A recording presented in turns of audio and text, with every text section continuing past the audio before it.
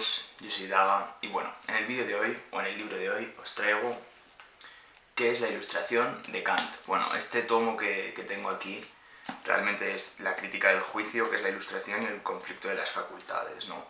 Porque me encontré en París, Valencia, que como se menciona en algún otro vídeo, pues es una librería que hay aquí en Valencia, y resulta que estos ejemplares de filósofos por fascículos de Gredos, que están súper bien, me encontré que había un montón por 6 euros y me volví un poco loco y me compré como 7.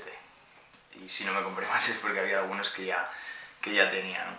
Pero bueno, la cosa es que me leí el textito, que es muy corto, de qué es la Ilustración. En verdad es un texto de 6-7 páginas como mucho, pero es un texto muy potente. Tiene mucha fama realmente, es un texto clásico, canónico, ¿no?, de Kant, pero que la verdad es que es un texto que tiene una gran actualidad.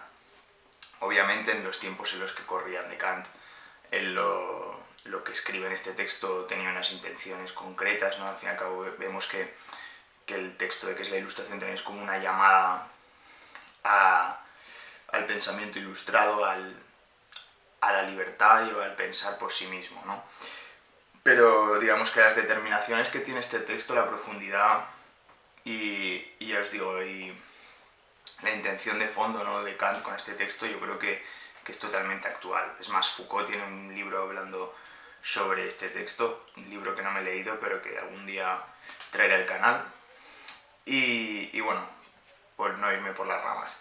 El texto de qué es la Ilustración. Bueno, antes que nada, antes de ponerme a hablar, quiero leer el primer párrafo porque yo creo que la forma en la que empieza Kant es una forma como ya muy conocida, ¿no? Es como ya algo muy escuchado, ¿no?, pero que merece la pena ser leído, creo yo.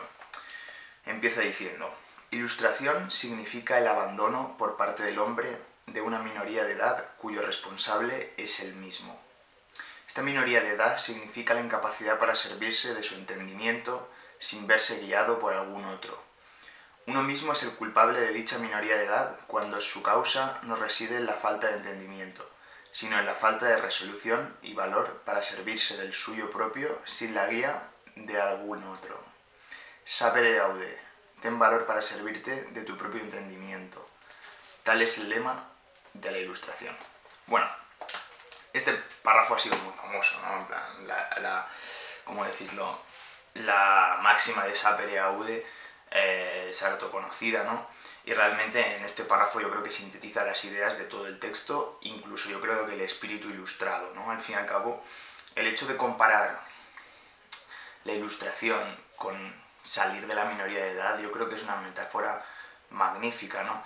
Más que nada que cuando nos remitimos a esos tiempos, ¿no?, la imagen que puede tener uno sobre la época de la Ilustración es como ese intento, ¿no?, por tomar la responsabilidad de uno mismo en tanto que sociedad, ¿no?, pero también individualmente, y por tanto, desde la crítica de Kant, ¿no?, que eso lo vemos a través de todas sus críticas y demás, desde la razón, ¿no?, poner la razón por encima a la hora de examinar las cosas y claro, haciendo esa metáfora, ¿no?, del hecho de uno ser mayor de edad, ¿no?, uno de pasar esa adolescencia en la cual sigue siendo dependiente de ese otro, ¿no?, en mayúsculas, ¿no?, ese otro que podría ser la religión, que es el caso sobre todo del texto de Kant, ese otro que podría ser el Estado, que también, de una forma obviamente, Kant defiende el Estado, tengo entendido, tampoco es que sea especialista en Kant, tampoco quiero decir nada que no sepa, pero al fin y al cabo Kant es estatista, ¿no?, pero sí que esa visión, ¿no?, digamos, de una dependencia, ¿no?, que nos haría ser como, en cierto modo, siervos de un pensamiento acrítico y de una instancia superior que en cierto modo nos rige y controla un poco qué es lo correcto y lo que no, ¿no? Entonces Kant, al fin y al cabo, habla de esta minoría de edad también como una efervescencia epocal, ¿no? El hecho de decir, vale, ha llegado un punto en el que, pues tras diferentes avances en la modernidad, ¿no?, parece que es el momento de tomar las riendas sobre nuestra propia vida, en tanto que ciudadanos, en tanto que individuos libres y sobre todo autónomos en el sentido de poder hacer uso de nuestra razón más allá de instancias como podría ser la religión, que como sabemos en estas épocas dominaban absolutamente la vida, ¿no? Pero aquí, como vemos, como también es esa llamada, ¿no?, a la libertad, o esa llamada al uso de la razón, para que uno sepa realmente, o sea, más bien se atreva a saber, ¿no? Que ese es el punto, esa peleada, ¿no? Atrévete a saber. Porque al fin y al cabo el punto de Kant en todo esto también es una cuestión, digamos, de ¿cómo decirlo? Yo veo que es un enfrentamiento a, digamos, al dogma, a los juicios, digamos, asumidos, ¿no? Al hecho de entender las cosas de una determinada manera porque vienes al mundo con ellas, o porque realmente te has criado con ciertas costumbres, o que te has criado con ciertos dogmas, ¿no? Que al fin y al cabo te vienen impuestos por algo que te es superior. Puede ser la familia, puede ser el Estado, puede ser la religión, puede ser X cosas, ¿no? Entonces, al fin y al cabo, Kant aquí nos está proponiendo a cada uno de nosotros decir, obviamente, nosotros venimos al mundo con una serie de cosas que son buenas, no tienen tampoco por qué ser malas per se, pero lo que no podemos hacer es pretender que esos pensamientos que nos vienen dados, ¿no?, que ya nos vienen asumidos, nosotros simplemente los aceptemos por eso y seamos acríticos, ¿no? Realmente la crítica de Kant yo veo que sobre todo al hecho de tenemos que ser capaces de pensar por nosotros mismos, que es algo difícil porque al fin y al cabo esa minoría de edad es muy cómoda, todo el mundo está muy cómodo entendiendo el mundo a través de las lentes que le son dadas, porque así el esfuerzo es mínimo, simplemente tú te dispones a hacer tus cosas, reduces la realidad a esos esquemas que te han sido dados, y en cierto modo es como un poco, es como una falta de autenticidad que se compensa con comodidad, pero a la vez ese atreverte a saber, ese decir voy a ser dueño de mi propia razón y voy a poner en tela de juicio aquello que realmente no sé, realmente parece que no simplemente es así, ¿no? Poner en duda las cosas, que no es simplemente porque las cosas sean así, deban de ser así. Y bueno, más allá de eso también habrá una parte en la que hará como también un llamamiento al uso público de la razón, en el sentido de que uno, por ejemplo, hay que ponerse también en la época, porque al fin y al cabo decir ciertas cosas en otra época te podía costar la vida. Ahora pues puede haber corrección política, ¿no?, todo lo que es la postcensura y demás, pero la vida no te va a costar. En todo caso te van a cancelar en Twitter o vas a perder amigos, yo qué sé, pero en aquella época te podían costar la vida, ¿no? Pero entonces la cuestión es que el uso público de la razón, él hablaba de que, por ejemplo, tú eres un policía, ¿no?, o no sé si hablan estos términos, o tú eres un clérigo, tú eres un juez, bueno, yo qué sé, cualquier tipo de pertenecer a cierto estamento social en relación a tener un tipo de poder público o cualquier tipo sí, de función social, realmente tú, por ejemplo, el clérigo le debe a Dios el hecho de estar ahí, ¿no?, y en cierto modo tiene que seguir sus reglas, o el policía tiene que cumplir también para hacer las cosas. Pero al margen de comportarse como un buen ciudadano y hacer lo que debe de hacer, es decir, obedecer, en el sentido de hacer su función como la debe de hacer, Kant aboga por luego el uso privado, el uso público que se hace, ¿no?, en tanto que ser un individuo, más allá de pues uno ser policía o de ser juez o de lo que sea, tener la libertad de poder utilizar su razón y ser crítico. Incluso tú puedes ser un policía y ser crítico con todo lo que son las academias de policía, con todo lo que es el aparato policial y con cualquier tipo de instancia, ¿no? O un propio político que sea crítico con su propio partido político, por ejemplo, se me ocurre, ¿no?, que eso es algo que brilla por su ausencia, ¿no? Nadie va a criticar su propio partido político porque siempre es el adversario, ¿no?, y es una guerra, ¿no? No hay una intención de fondo de a lo mejor cambiar las cosas, sino de defender a los suyos modo mafioso, ¿no?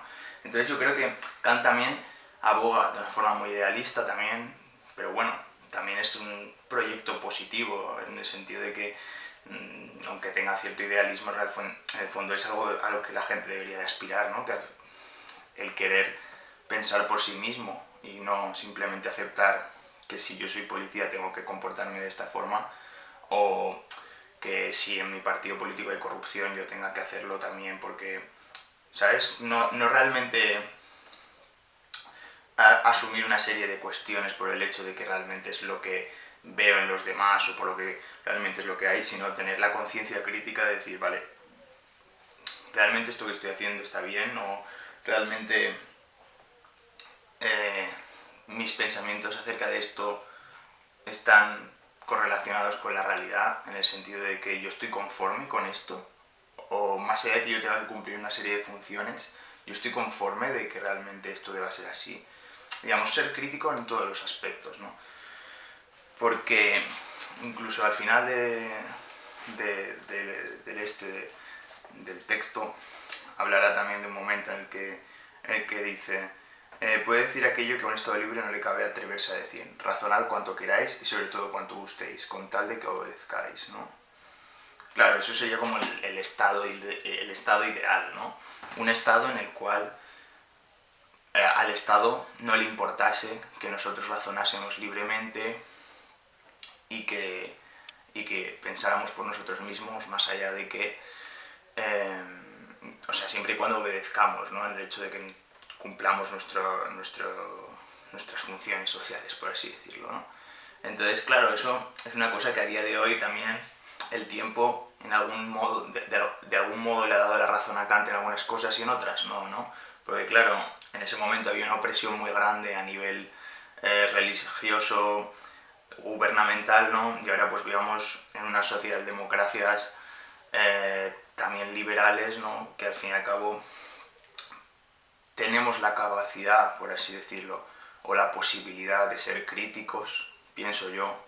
Antes a lo mejor era el analfabetismo, ¿no?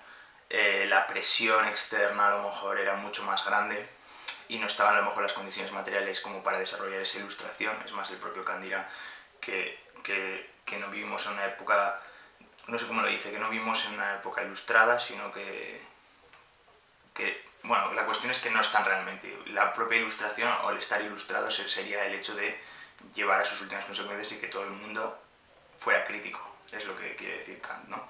Pero bueno, lo que me quería referir es que a día de hoy eso no ocurre tampoco. Es como, vale, todo el mundo a priori hace estudios, o sea, hace unos estudios mínimos obligatorios, ¿no? O va a la universidad quien va y quien no, pues tampoco pasa nada.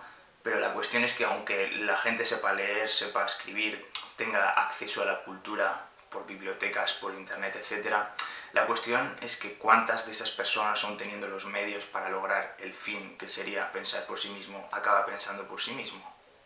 Entonces yo creo que el problema de Kant es algo muy actual, porque al fin y al cabo seguimos en las mismas. Ha podido cambiar, sí, los contextos son mejores o son más propicios a poder fomentar el pensamiento crítico, pero en el fondo, realmente el Estado, porque ahora claro, la religión se ha quedado como un accesorio, como una decisión de cada uno por tomarla en su vida o no, pero el Estado realmente pensamos que realmente quiere que nosotros seamos críticos, o en el fondo realmente que seamos a lo mejor dóciles a la hora de poder domesticar a esos grupos que aglutinan votos para tener sus intereses, ¿no? Del mismo modo también los consumidores, en tanto que un sistema capitalista, ¿hasta qué punto realmente se quiere ser crítico con ciertas cosas en ello? Yo creo que son preguntas que están de total actualidad, ¿no? Y al fin y al cabo, aunque el texto de Kant se mueva en un entorno muy concreto, ¿no? Con unas intenciones muy concretas, ¿no? Es un lanzamiento, digamos, es una pelota que lanza para cada uno, porque cada uno la puede llevar a sus últimas consecuencias.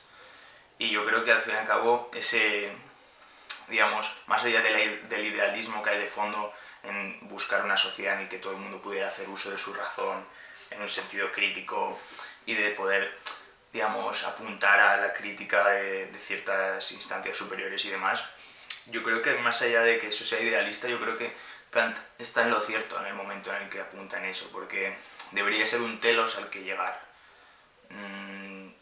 Que la gente pudiese o quisiese más bien realizar eso, pero incluso él hablará en determinado momento, que es mucho más sencillo no pensar, es mucho más sencillo simplemente masticar el pensamiento, digamos, tragarte el pensamiento de otro, ¿no?